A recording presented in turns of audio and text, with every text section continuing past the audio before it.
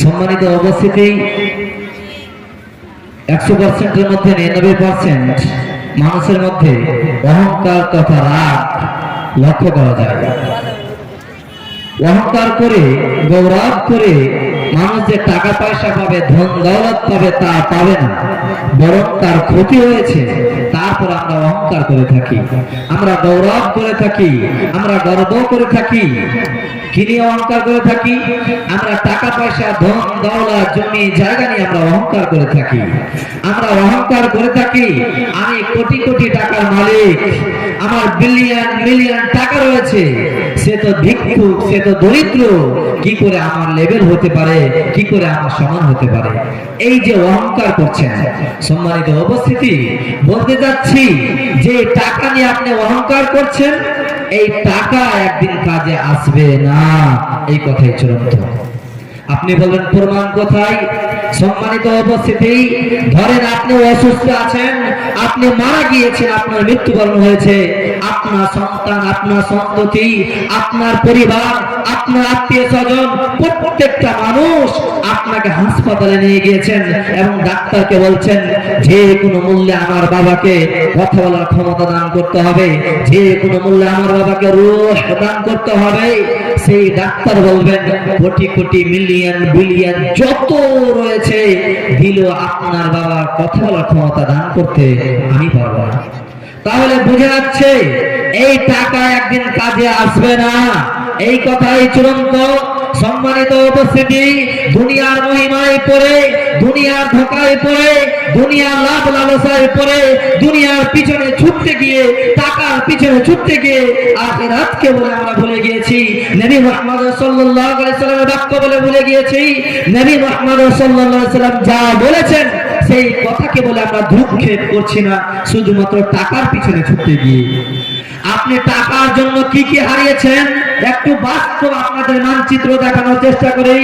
টাকার জন্য আপনি 4 বছর ধরে আপনার স্ত্রীকে ছেড়ে, আপনার পিতামাতাকে ছেড়ে, আপনার পরিবারকে ছেড়ে, আপনার আত্মীয় স্বজনকে ছেড়ে, আপনার গ্রামবাসীকে ছেড়ে আপনি কেরালা, রাজস্থান এবং যে কোনো দেশ, সৌদি আরব, যে কোনো দেশে আপনি রয়েছেন শুধুমাত্র টাকা ইনকাম করার জন্য।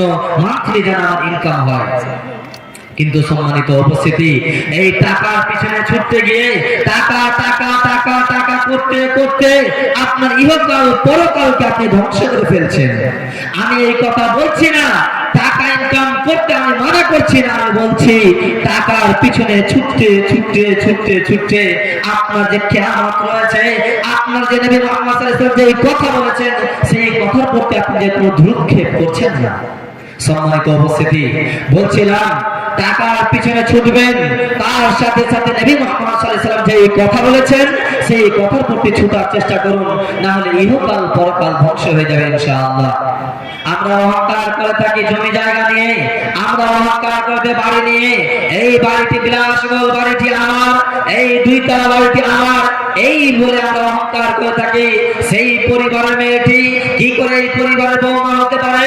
অসম্ভব, ইম্পসিবল হতে পারে না, নেভার নেভার, কখনো এই পরিবারের বৌমা হতে পারে না।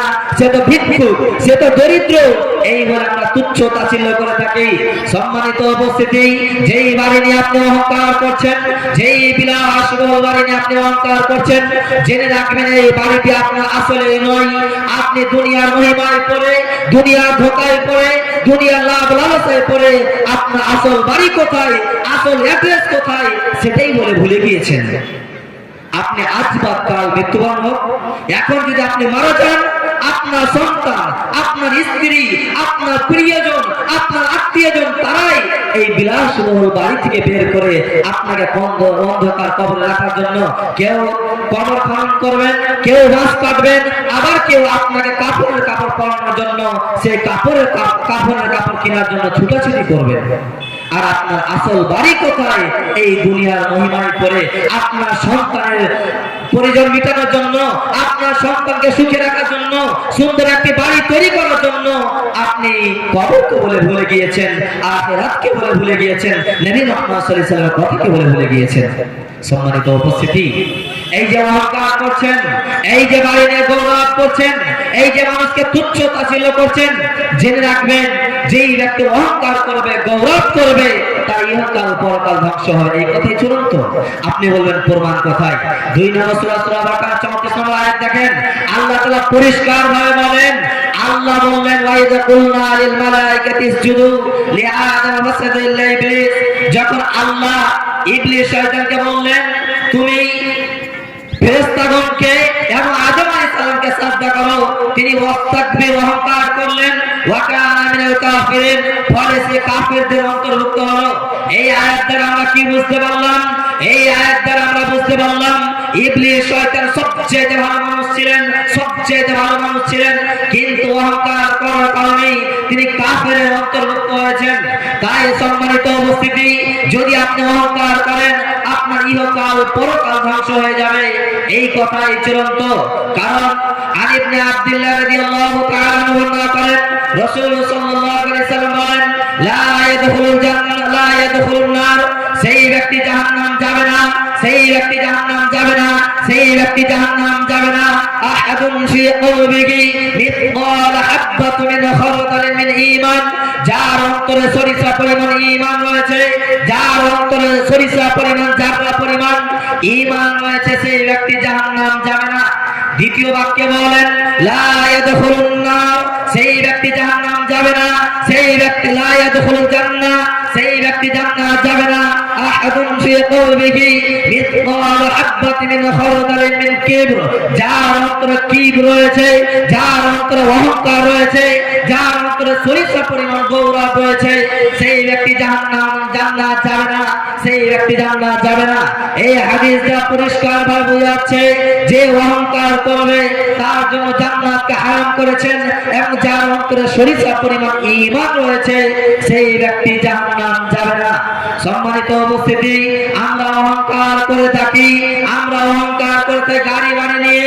সম্মানিত উপস্থিতি, যে গাড়ি নিয়ে আপনি অহংকার করছেন, জেনে রাখবেন যেদিন আপনি মারা যাবেন, যেদিন আপনার মৃত্যুবরণ হবে, আপনার সন্তান, আপনার প্রিয়জন এই গাড়িতে করে আপনার লাশকে কবর পর্যন্ত পৌঁছাবে না।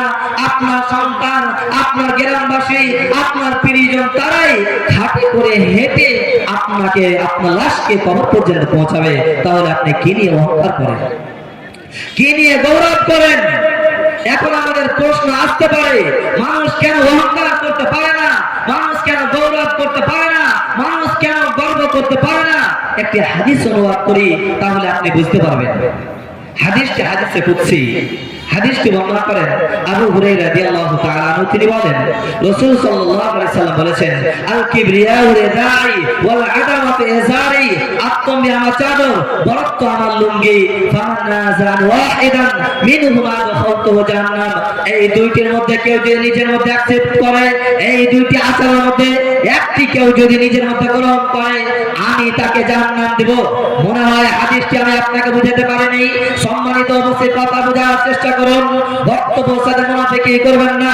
বলতে চাচ্ছি রাসূল সাল্লাল্লাহু আলাইহি সাল্লাম বললেন, যেই ব্যক্তি অহংকার করবে, মানুষ অহংকার করতে পারে না, কারণ অহংকার আল্লাহর শিষ্টাচার, অহংকার আল্লাহর প্রতিনিধি, অহংকার আল্লাহর আচরণ। মানুষ কেন গ্রহণ করবে? সেই জন্য আল্লাহ তাআলা জাহান্নামী বলে উল্লেখ করেছেন। এবং 17 নম্বর সূরা সূরা বনী ইসরাঈল 37 নম্বর আয়াত আল্লাহ তাআলা বলেন, ওয়ালা তামশি ফিল আরদি মারহা, হে আমার বান্দা, দুনিয়ার বুকে অহংকার করে চলাচল করো না, দুনিয়ার বুকে গৌরব করে চলাচল করো না, মানুষকে তুচ্ছ তাচ্ছিল্য করে, মানুষকে খাটো করে চলাচল করা, মানুষকে খাটো করে চলাচল করার চেষ্টা করো না, কারণ ইন্নাকা লা তাখরিকা, তুমি জামিনকে ধ্বংস করতে পারবে না। হে আমার বান্দা, তুমি যে অহংকার করতে যাচ্ছ, তুমি কি নিয়ে অহংকার করবে? তুমি তো জামিনকে ধ্বংস করতে পারবে না। ওয়ালা তাবলুল জিবালা তুলা, তুমি তো পাহাড়ে উচ্চতায় পৌঁছাতে পারবে না, তাহলে তুমি কি নিয়ে অহংকার করবে? সম্মানিত উপস্থিতি, আপনি যে অহংকার করবেন, তাহলে কি নিয়ে অহংকার করবেন? অহংকার যে করবেন, কি নিয়ে অহংকার করবেন? আপনি জমিনকে ধ্বংস করতে পারবেন না এবং আসমানকে ধ্বংস করতে পারবেন না, তাহলে আপনার জন্য অহংকার হয় না। আল্লাহ অহংকার করবেন, আল্লাহর শিষ্টাচার, আল্লাহর প্রতিনিধি, মানুষ কেন গ্রহণ করবে? মানুষ কেন গ্রহণ করবে? সম্মানিত উপস্থিতি, বলতে যাচ্ছি যে আল্লাহ তাআলা আসমানকে ভাঙতে পারেন, প্রমাণ ইদা শামসু কুবিরাত, যেদিন সূর্যকে গুটিয়ে ফেলা হবে, ওয়া ইদা নুজুমু কাদারাত, যেদিন তারকাগুলোকে আলোহীন করে দেওয়া হবে, ওয়া ইদাল জিবালু সুয়িরাত, যেদিন পাহাড়কে ভেঙে খান খান করে দেওয়া হবে, ওয়া ইদাল আইশারু উত্তিলাত, ওয়া ইদাল আইশারু উত্তিলাত, যেদিন 10 মাসের উটনিগুলো বাচ্চা হবে সেই অবস্থায় ছেড়ে দেওয়া হবে, ওয়া ইদাল ওয়াহুশু উশিরাত, যেদিন হিংস্র প্রাণীকে কিয়ামতের মাঠে হাজির করা হবে, ওয়া ইদাল বিহারু সুজ্জিরাত, যেদিন সমুদ্রে আগুন ধরে যাবে। তাহলে আয়াত দ্বারা বোঝা যাচ্ছে যে আল্লাহ তাআলা আসমানকে ভাঙতে পারেন, জমিনকে ধ্বংস করতে পারেন, আমি আপনি করতে পারি না, সেই জন্য আমি আপনি অহংকার করতে পারি না। সম্মানিত উপস্থিতি, শেষ কথা বলতে যাচ্ছি যে রাগ যদি আপনি করেন তাহলে আপনার মধ্যে অহংকার অটোমেটিকলি নিজের মধ্যে ঢুকে যাবে। তাই রাগ করাতে আসার চেষ্টা করেন। যদি আপনি রাগকে কন্ট্রোল করতে পারেন, রাগকে যদি সংযত করতে পারেন, তাহলে ইনশাআল্লাহ আপনার মধ্যে অহংকার থেকে বেঁচে থাকবেন। একটি হাদিস বলে আমার বক্তব্য বৃদ্ধি করব। এক সাহাবী রাসূল সাল্লাল্লাহু আলাইহি ওয়াসাল্লামের কাছে এসে বললেন, হে রাসূলুল্লাহ, হে আল্লাহর রাসূল, আউসিনি, আমাকে উপদেশ দেন। তখন রাসূল সাল্লাল্লাহু আলাইহি ওয়াসাল্লাম বললেন, লা তাগদাব, তুমি রাগ করো না, রাগকে কন্ট্রোল করো। ফারাদ্দা যালিকা মিরারান, একই বাক্য বারবার বললেন, হে রাসূলুল্লাহ, হে আল্লাহর রাসূল, আউসিনি, আউসিনি, আমাকে উপদেশ দেন। রাসূল সাল্লাল্লাহু আলাইহি ওয়াসাল্লাম আবার বললেন, লা তাগদাব, তুমি রাগ করো না, রাগকে কন্ট্রোল করো। তাই সম্মানিত উপস্থিতি, কেন বললেন? যদি আপনি রাগ করেন, রাগের ভিত্তিতে যদি কোনো কাজ করেন, সেই কাজ সফল হবে না, ধ্বংস হবে। তাই অহংকার ঢুকবে যদি আপনি রাগ করেন। তাহলে আল্লাহ যেন আমাদেরকে অহংকার এবং রাগ থেকে বাঁচার তৌফিক দান করুন, আমিন।